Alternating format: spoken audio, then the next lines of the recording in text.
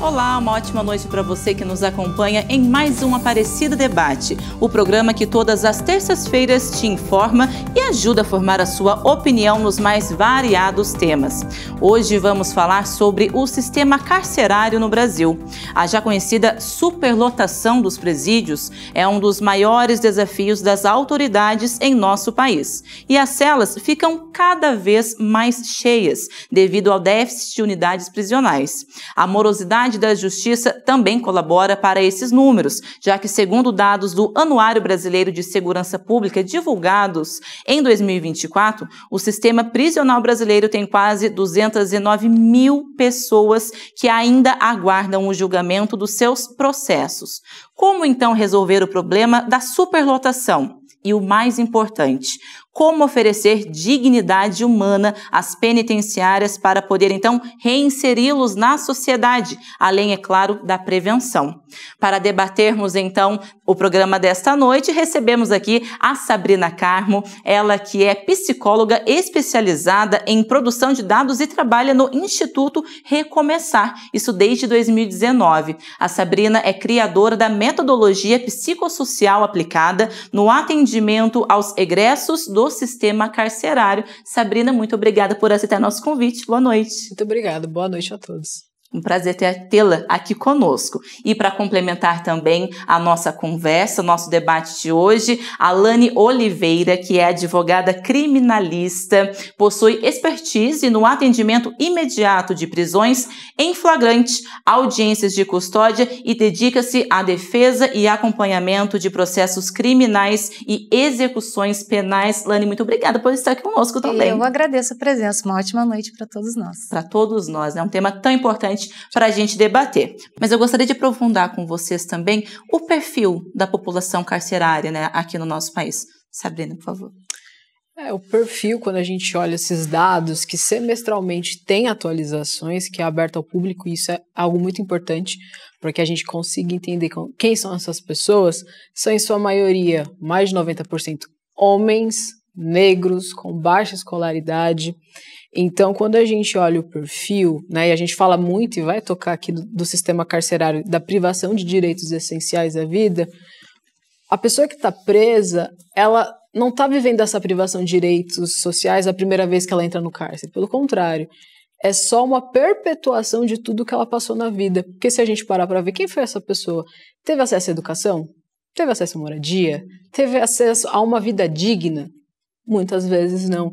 E aqui é uma coisa importante que eu acho necessário fazer. Quando a gente olha esse recorte, não significa que pessoas que passam por vulnerabilidades sociais tendem a ir ao crime.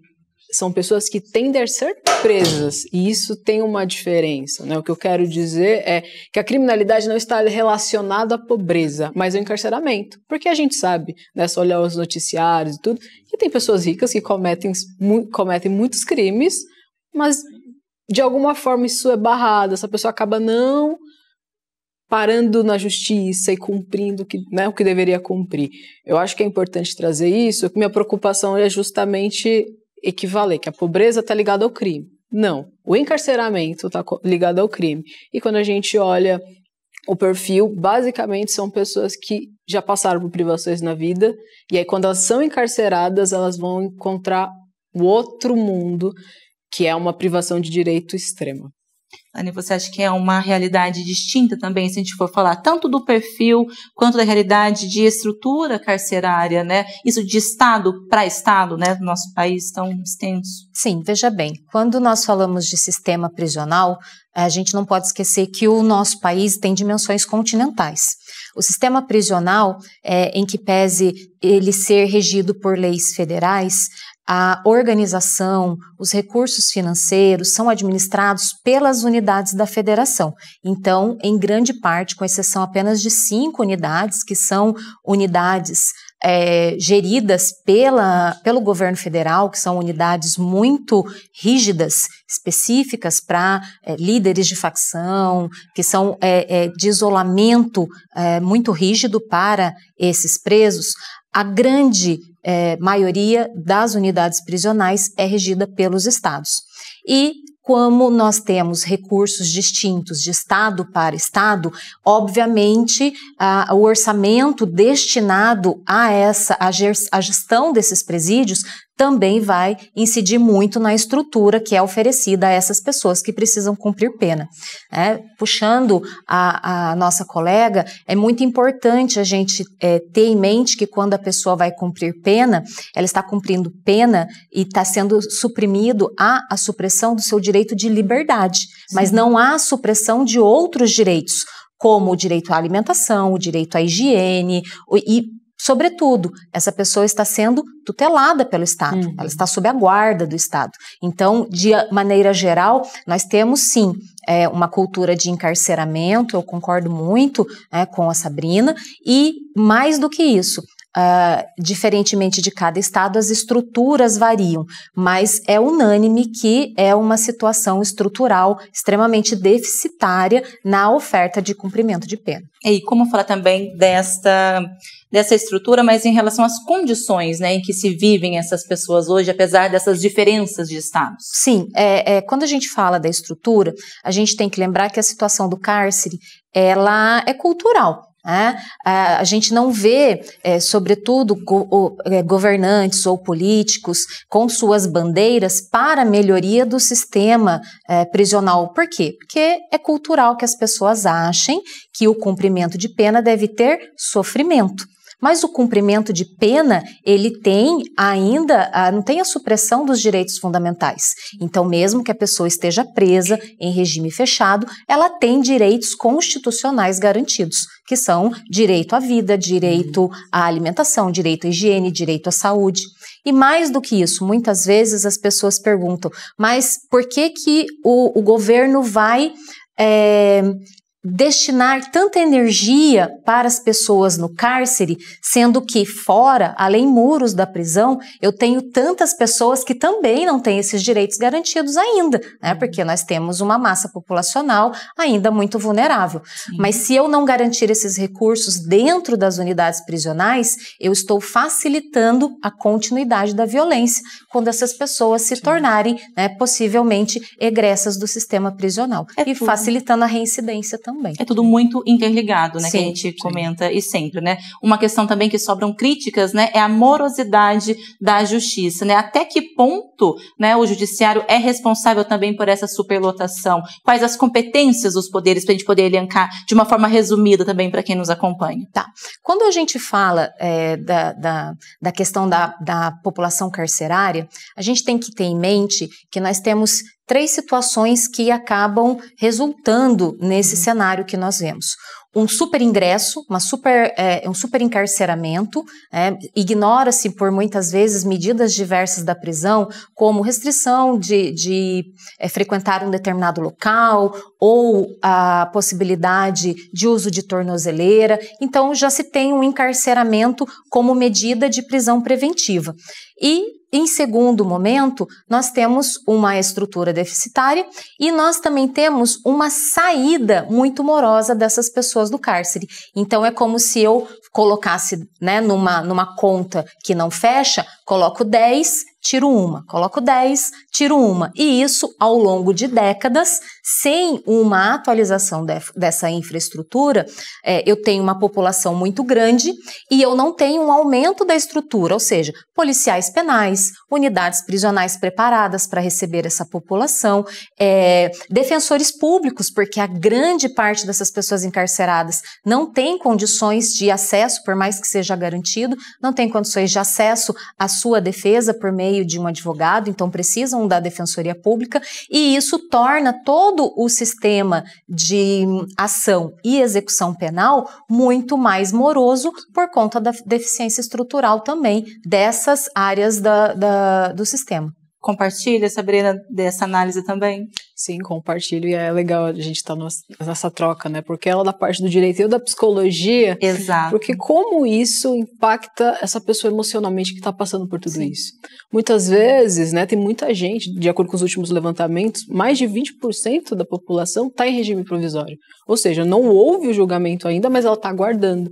Imagina essa pessoa que entrou, não foi nem comprovado que ela cometeu algo, e ela está em privação de direitos de saúde, de alimentação, porque, de fato, como você bem trouxe, a lei garante que tem que haver o cumprimento desses direitos, mas, infelizmente, não acontece na prática. Infelizmente, a gente sabe, por base de senso comum, que é superlotado, que é difícil as condições de alimentação, as condições de higiene. Então, imagine para essa pessoa, é mais fácil ela mudar de vida quando sair ou ela se revoltar e falar, quer saber? Eu já perdi minha vida mesmo, eu vou pro crime.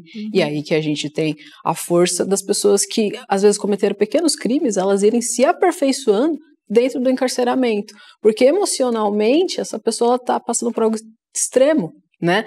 E essa falta de suporte, de agilidade no processo, mexe muito com a estrutura dessa pessoa. Então a gente pode ter alguém que cometeu um crime pequeno, ela pode falar, olha, eu quero o crime para minha vida, ela pode se revoltar e nunca mais voltar, né, para a vida que ela tinha antes com a sua família, porque a gente fala muito da pessoa que está presa, mas a família que está por fora sofre muito com tudo isso. Então, se a gente tivesse condições de agilizar esse processo, a gente poderia melhorar muito a qualidade de vida de muitas pessoas e diminuir essa quantidade de injustiças que acontece, que muita gente fica anos aguardando o julgamento, mas tá vivendo aquilo tudo, e isso tem um impacto emocional gigantesco. E é como, assim, você falando da família, é como um enfermo, né, assim, a família Exato. Toda adoece junto, muito. Né. Tem muito assunto para essa noite ainda, inclusive eu quero saber também a opinião de vocês sobre a privatização de presídios. Estamos de volta com o Aparecida Debate, hoje abordando o sistema carcerário no Brasil. Somos o terceiro maior sistema prisional do mundo, com mais de 850 mil pessoas. E neste bloco seguimos então o debate sobre a estrutura do sistema brasileiro, além da superlotação, abordado no primeiro bloco, a garantia também dos direitos das pessoas privadas da liberdade, que também é um ponto primordial, né? E a gente segue aqui com a Sabrina Carmo, que é psicóloga, criadora da metodologia psicossocial aplicada no atendimento aos egressos do sistema carcerário, e também a advogada criminalista Alane Oliveira, que também está agregando muito aqui ao nosso debate de hoje. Bom, primeiramente, vamos falar então sobre o acesso à justiça, né? Acho que é bacana a gente falar sobre os principais direitos garantidos na nossa legislação, né? A Alane falava um pouquinho no primeiro bloco, mas a gente esmiuçar um pouco. Isso desde o processo, né, de prisão, a condenação e, é claro, essa ressocialização, que a gente vai abordar mais no terceiro bloco. Muito bem. Quando uma pessoa ela é presa, e vamos falar um pouquinho da questão flagrancial, presa em flagrante, ela tem alguns direitos que lhe são constituídos e muitas vezes não são observados pelo próprio agente estatal. Então, ela tem direito a ter a constituição de um advogado, a se manter em silêncio, qualquer coisa que ela fale em relação aos fatos pode ser utilizada ali contra ela em momento oportuno. Passando pelo estado flagrancial, se for algum tipo de acusação de crime que não seja possível ela ter ali uma liberdade por fiança ou por uma medida diversa da prisão, ela vai se submeter a uma audiência de custódia.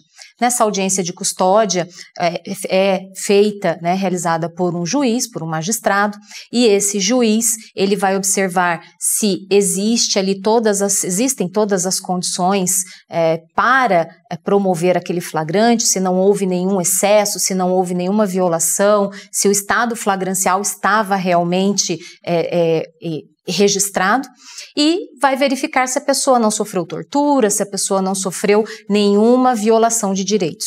Passando esse ponto, você vai encontrar dentro da audiência de custódia a possibilidade de verificar se essa pessoa tem condições de responder por aquele crime em liberdade, ou se é essencial que ela se mantenha presa, presa preventivamente até o seu julgamento. E é nesse ponto que nós temos aí uma super tendência de encarceramento, porque a população ela entende muitas vezes, e existe esse apelo, que a partir do momento que você é acusado de um crime, você deve ser preso, você precisa responder por isso preso, mas nem sempre há essa necessidade.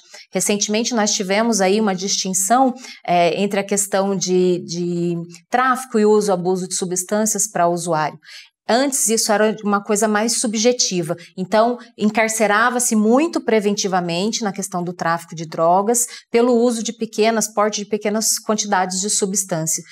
Só dessa situação nós teríamos hoje aí mais de 100 mil pessoas presas por portar pequenas quantidades de droga e ainda assim estarem aguardando, muitas vezes, ou já cumprindo pena, ou estarem aguardando preventivamente numa condição não de usuário, porque nós não temos mais o cumprimento de pena, né, na questão do uso. Então, isso retrata como existe um encarceramento que muitas vezes poderia ter outras medidas que não sejam a de manter uma pessoa presa até um julgamento. O que impacta também nessa superlotação. Sim, Mas a Lani trouxe um ponto, né, Sabrina, que é bacana a gente abordar.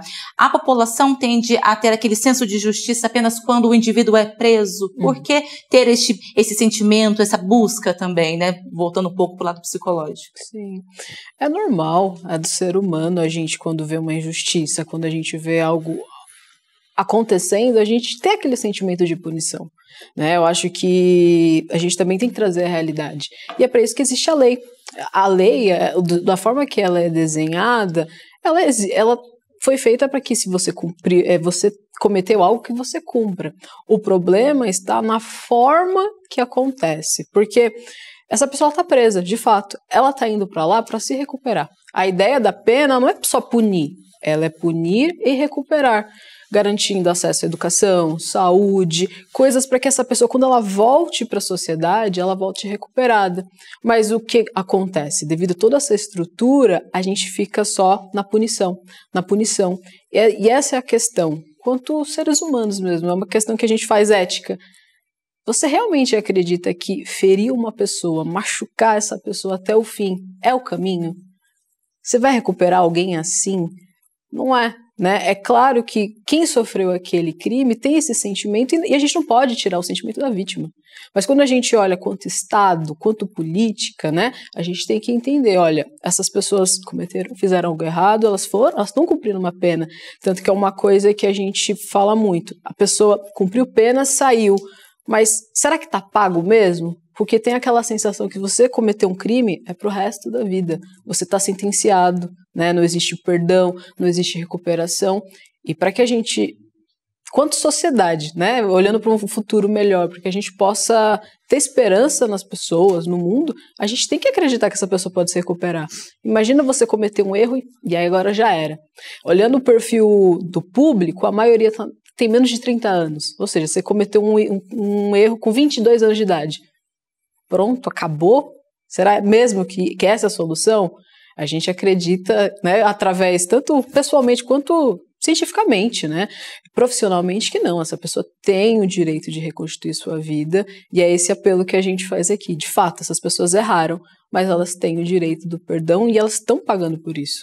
E como é feita também essa recuperação, né? Bom, a gente tem alguns dados também, porque entre 2020 e 2024, a Ouvidoria Nacional dos Direitos Humanos registrou quase 15 mil denúncias, totalizando cerca de 55 mil violações de direitos, sendo 80% dentro dos presídios.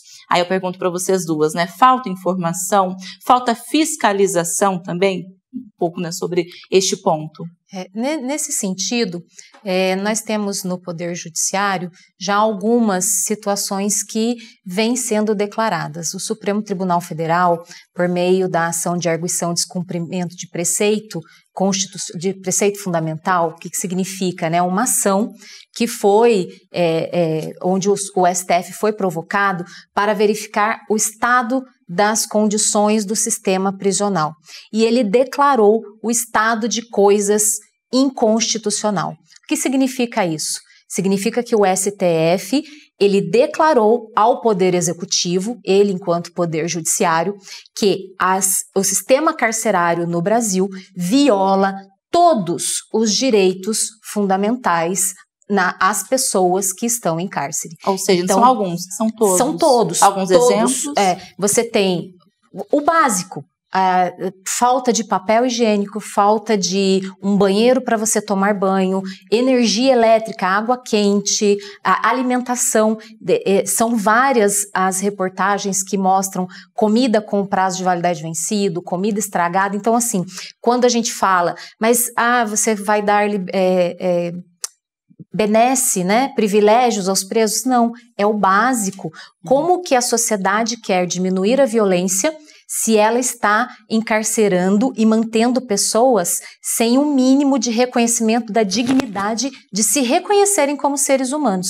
Porque a partir do momento que você viola o direito dessas pessoas, você tira delas o reconhecimento de que ela é um ser humano, porque são direitos fundamentais a todos os seres humanos.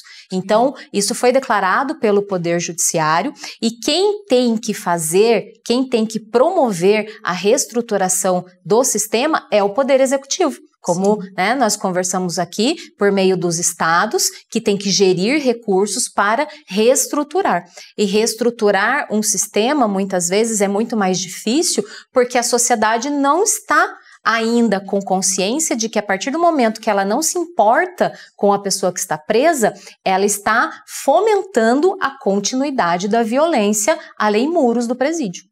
Então, o impacto é direto na sociedade. A sociedade, como a gente abordava no primeiro bloco, a Sabrina também falou sobre isso, né? Essa questão de cobrar em outros pontos. É claro que falar de saúde, falar da educação, muitos brasileiros estão em situação de vulnerabilidade, mas os direitos são para todos, inclusive também para os encarcerados. A promoção da saúde é um dos focos das políticas públicas. O Ministério dos Direitos Humanos divulgou um crescimento de 564% no número de profissionais atuando na área. Só que atende a demanda? Aí que tá. E como é feito também este trabalho, né, meninas? Para a gente poder colocar também esse ponto. É importante, né, o crescimento do investimento, mas o que a gente vê até que ainda não atende, né? Porque quando no local que a gente trabalha no Instituto Recomeçar, a gente ouve o pessoal que passou pelo encarceramento, são dificuldades máximas de medicação, de acesso a dentista, pessoas que sofrem por questões de saúde mental, que não têm um acolhimento, que não têm um suporte, questões de higiene, como a Alane trouxe anteriormente, porque se, por exemplo, se você não tem acesso a um sabonete, por exemplo, uma mulher não tem acesso a um absorvente, como é que fica a sua saúde? Né? Então, é importante esse investimento, mas até então, pelo que a gente acompanha, ainda é insuficiente. É insuficiente, né? É Sim. Bem complicada essa situação. E muito se fala também sobre os gastos, né, do preso para o Estado. A gente já abordou um pouquinho desse assunto também. Só que, afinal, né, que conta é essa? Que investimentos são esses também, né, que a gente precisa pontuar? Na verdade, a gente quer encarcerar, quer manter essa massa populacional encarcerada, mas não quer gastar. Então, assim, muitas vezes as pessoas falam, nossa, mas vai gastar essa fortuna. Hoje, em média, um preso custa aos cofres públicos mensalmente de 2 a 4 mil reais, variando de estado a estado. E isso ainda na situação que nós encontramos hoje. Então, quando a gente para pensar que uma criança em idade escolar, ela custa para o estado em torno de 7 mil reais por ano, e um preso custa de 2 a 4 mil reais por mês, a gente percebe que vale muito mais a pena investir em educação do que investir depois nas questões que envolvem aí o cárcere para ter no sistema prisional um braço para a segurança pública, e é um braço que não está funcionando. Então, por isso, uma das alternativas de alguns estados foi tentar fazer aí parcerias público-privadas com o sistema, com empresas privadas.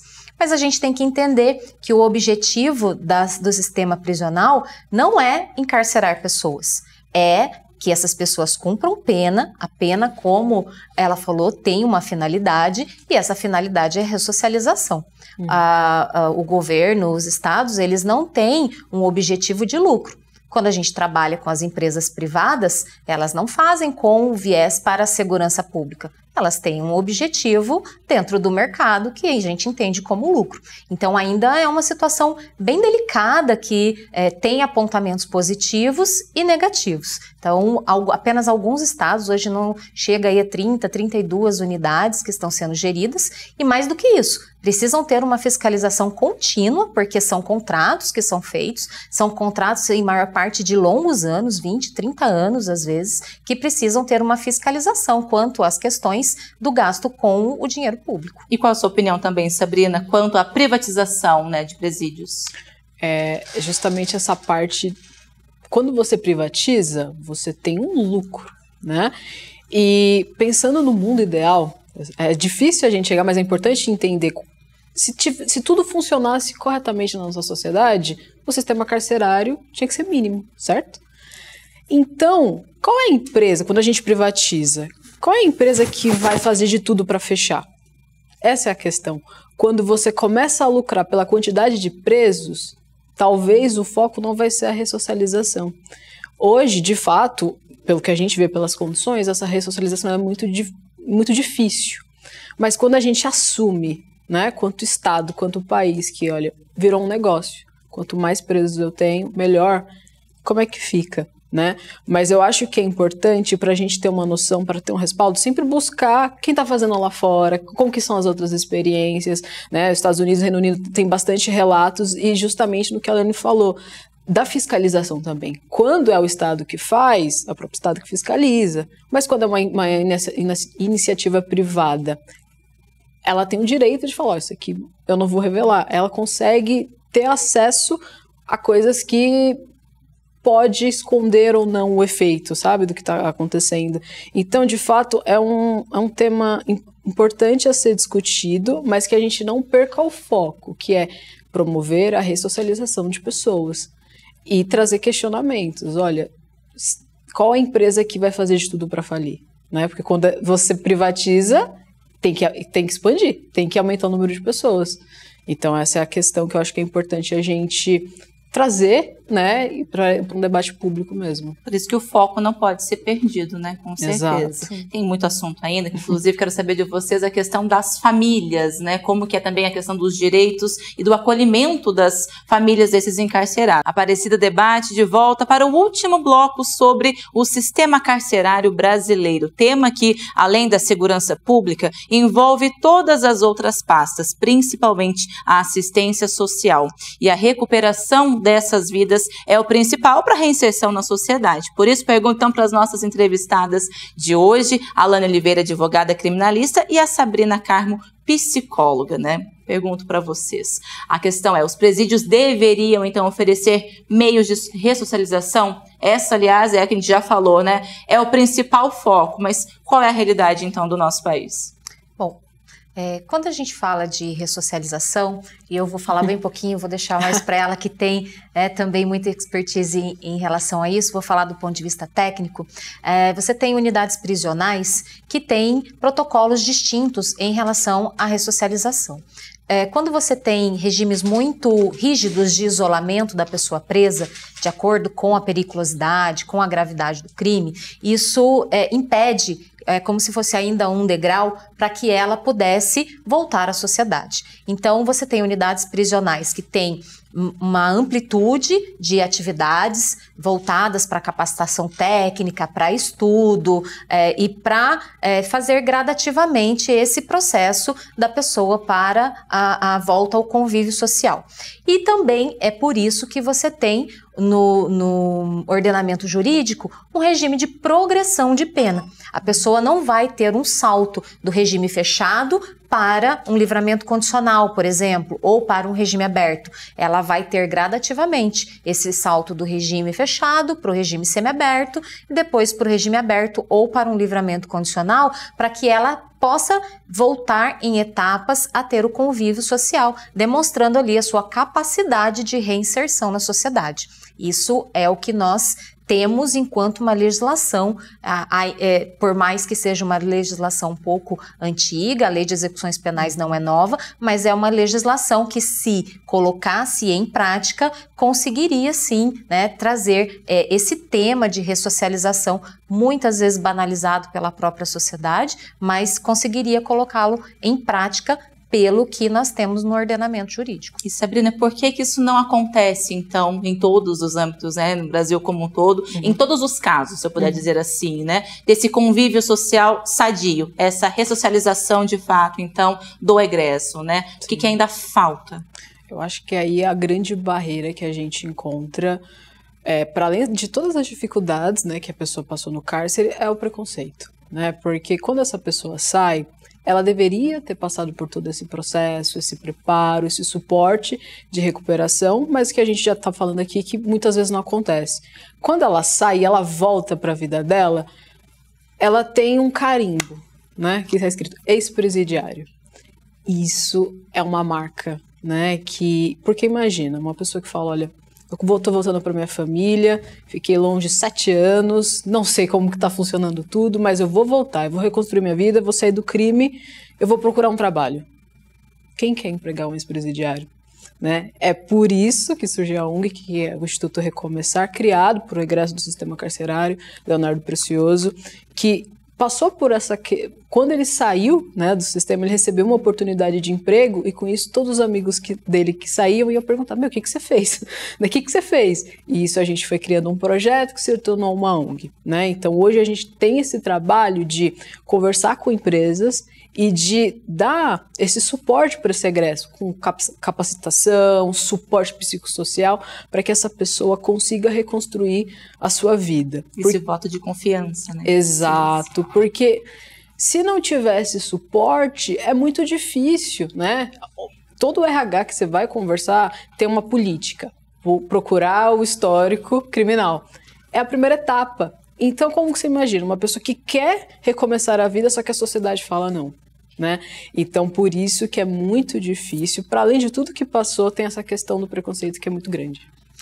E é uma barreira. E vale a pena também dizer que o ordenamento jurídico, por isso que eu reitero, se ele fosse colocado em prática, né, nós teríamos aí mais êxito nesse processo de ressocialização, porque a lei de execuções penais, ela também se preocupa com o egresso. Ela também, o poder estatal, ele também deveria ter essa preocupação de garantir à pessoa egressa do sistema prisional o direito a um trabalho, a melhoria ali da sua condição, para que ele não tenha a oportunidade de voltar à prática delitiva, de voltar a reincidir. Né? Então, por isso que a gente fala muitas vezes que o sistema prisional, por mais que as pessoas que não tenham relação com ninguém no sistema prisional, né, familiar, não tenha nenhum familiar, ela está ligada diretamente, porque a partir do momento que aquela pessoa volta ao seio da sociedade, a forma como ela conviveu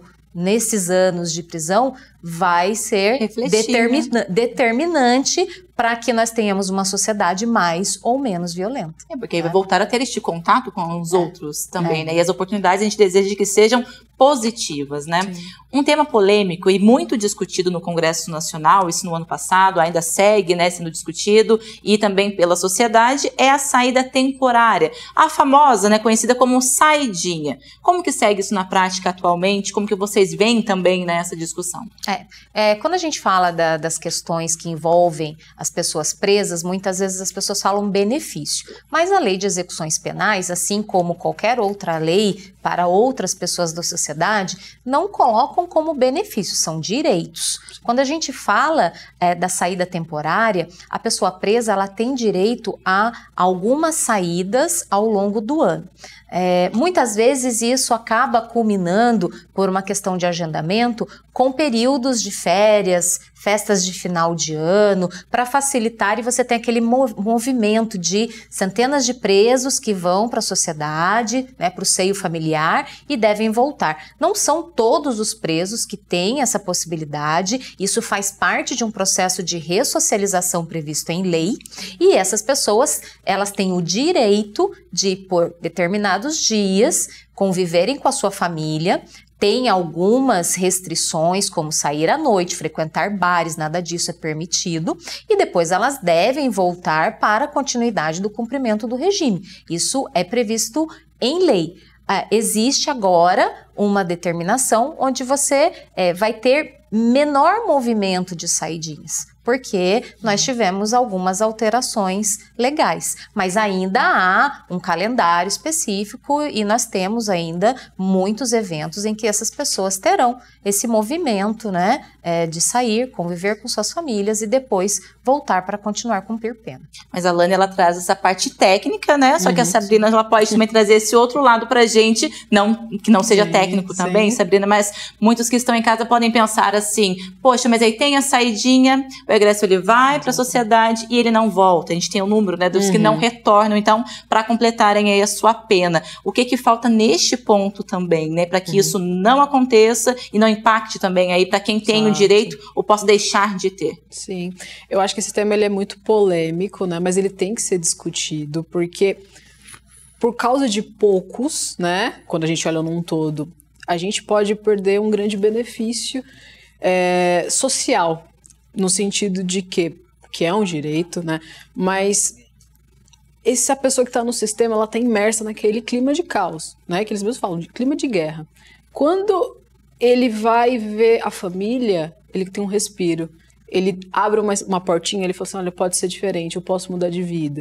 Então, especificamente, né, da ONG que eu trabalho, como eu falei, fui criada por um egresso do sistema carcerário e ele mudou seu pensamento, ele estava muito envolvido com o crime a partir da saidinha. Porque foi o momento que ele conheceu a filha dele pela primeira vez, ele começou a visitar projetos sociais. Se ele não tivesse tido esse acesso, por exemplo, talvez ele estaria hoje 100% envolvido no mundo do crime. E eu acho que é muito importante porque a Lani traz muita parte da lei, né? E eu tô trazendo muita parte emocional e técnica também, mas no sentido de que você que tá em casa, né? Se você tem um familiar que tá preso, como você sentiria de você não poder ter acesso a essa pessoa? Você acha, né, que isso não impactaria? Claro que impactaria, né? Porque acontece muito de quando a pessoa que está naquela situação, ela vê a família, ela tem um respiro, né? Então, e a gente também tem muitos dados que apontam que, por exemplo, se um pai de família é preso, a probabilidade do seu filho ou da sua filha se envolver com o mundo do crime é muito grande. Então, quando a gente traz esse pai de volta, essa mãe de volta, a gente está fazendo uma prevenção com essa criança, muito provavelmente, né? Então, para essa família, para a recuperação dessa pessoa, a saidinha é essencial. Mas, claro, que tem seus problemas com tudo que é feito, mas eu acho que isso tem que ser discutido e ver a melhor forma de fazer, mas não tirar tudo, porque o malefício vai ser maior. Sabe? E não só para esse indivíduo, mas também para a família, até falando um pouco desse lado familiar, né, do que é respaldado, quanto aos direitos, quanto a este acolhimento, a saidinha, a saída temporária, ela também é benéfica para um todo em relação a isso? Sem dúvida, imagina uma mãe que não vê o filho há muito tempo, né? Eu trago esses assuntos que eu sei que tocam, mas essa é a finalidade mesmo de entender, porque por mais que a gente está aqui, quando a gente vê a TV, vê números, são números, mas por trás desses números tem pessoas, tem histórias, tem filhos, tem famílias. E o próprio trabalho da pastoral carcerária é levar o quê? Uma humanização. Ó, alguém se importa com você. Esse exercício de mandarem as cartas é resgatar essa humanidade. Então, a saidinha dá um respiro para essa pessoa. Se a gente tirar esse respiro, a probabilidade da gente perder cada vez mais pessoas para o sistema carcerário, né, no sentido dessa pessoa realmente se entregar ao mundo do crime, e é muito grande. Porque não há um respiro, é só essa sensação de guerra o tempo inteiro. Além desse lado, né, Lani, emocional, falando um pouco das famílias também, além da saidinha, mas quais direitos também são respaldados, né? São garantidos, na verdade, para os familiares? Sim. Dando um passinho para trás, falando da saidinha para poder, né, dar continuidade, é muito importante a gente ver, e ela colocou isso muito sensatamente, que muitas vezes a família não consegue visitar esse preso porque ele está do outro lado do estado. Ele está a centenas de quilômetros, você tem uma mãe idosa, você tem um familiar com dificuldade de mobilidade ou até mesmo vulnerabilidade, porque as pessoas não têm recursos muitas vezes para se deslocar e visitar seus familiares. Então a saída temporária, ela é um momento de aproximação familiar.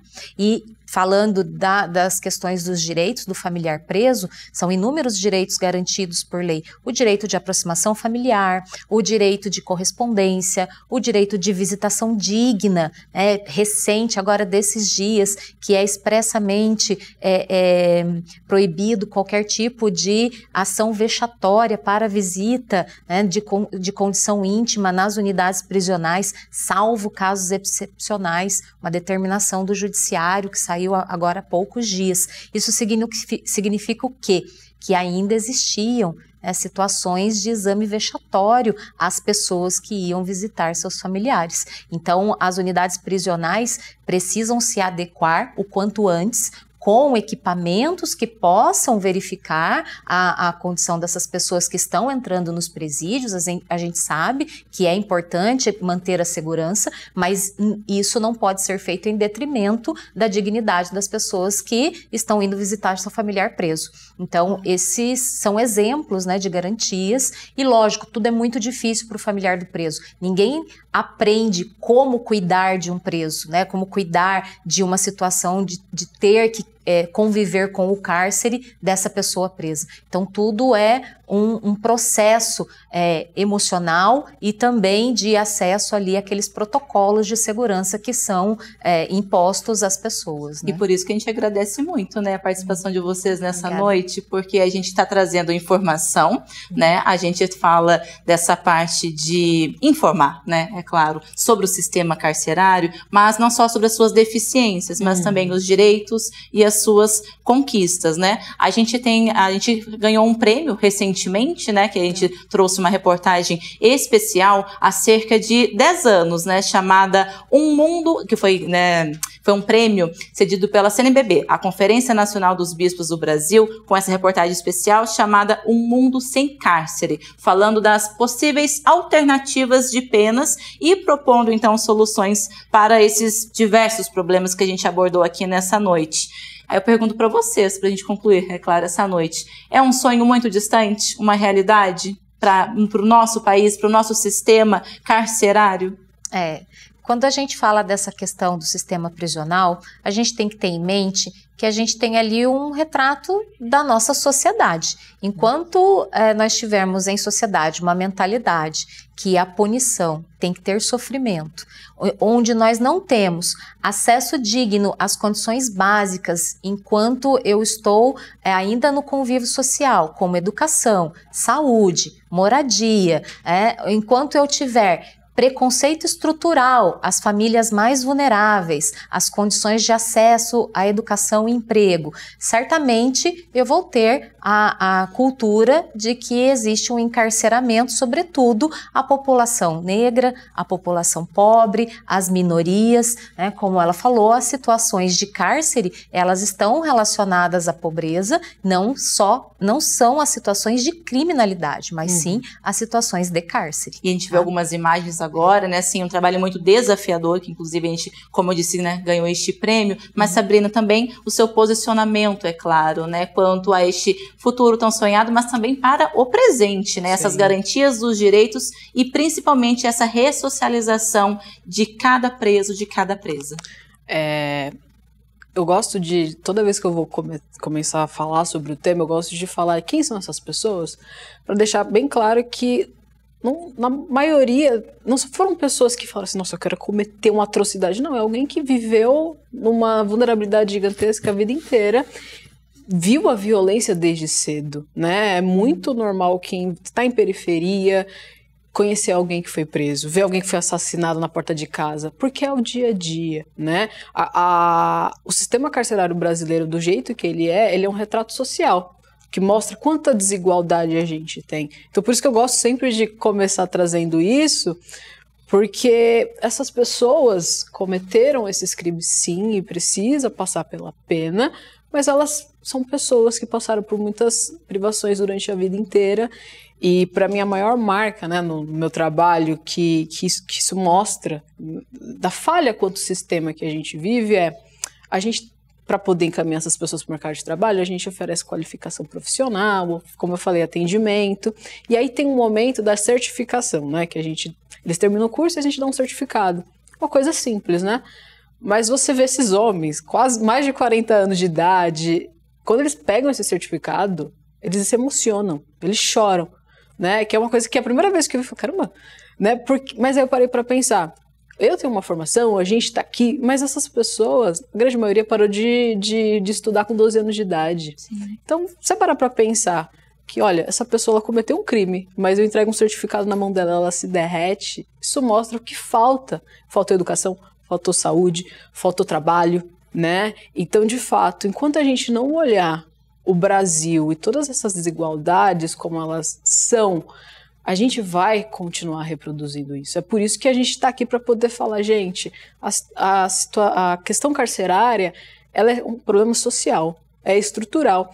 Aquele homem que está preso lá dentro, ele foi, anos atrás, uma criança cheia de sonhos, só que ela não teve a oportunidade, ela não teve uma família que deu um suporte. Então, eu acho que enquanto a gente não ter esse olhar, infelizmente, né, fica difícil. Mas é por isso que a gente está aqui para poder trazer esse debate, trazer essa elucidação para as pessoas, para que elas tenham essa consciência. E é isso que a gente espera, né? Que além de informar o pessoal de casa, quem nos acompanhou nesta noite, que a gente tenha conseguido também conscientizar cada um dos nossos telespectadores. E por isso eu agradeço muito, Lani, pela participação e também pela sua participação, Sabrina. Muito obrigada, eu agradeço. Eu acho que é importantíssimo que a sociedade tenha esses momentos de debate. O sistema prisional é parte da nossa sociedade e a gente precisa mudar um pouco a forma de pensar. São todas pessoas que são todos brasileiros ali, né? Independente da sua condição ali de cumprimento ou não de pena, se teve oportunidade ou não, nós temos ali uma grande parte da população e faz parte da nossa sociedade para que a gente tenha um pensamento de futuro, de evolução do nosso país. Não são números, são vidas, não é, Sabrina? Exato. Fico muito feliz por essa oportunidade, porque minha intenção aqui foi justamente trazer isso. Não são números, são vidas. A gente agradece e muito, então, a participação de vocês conosco. Obrigada. Bom, a gente encerra assim o Aparecida Debate de hoje. Reveja esse e outros programas no canal da TV Aparecida no YouTube e no nosso Instagram, @jornalismo-tv-aparecida, que além das notícias, os bastidores da programação, você pode sugerir também temas para a gente debater aqui todas as terças-feiras. Muito obrigada pela companhia e até a próxima. Tchau, tchau.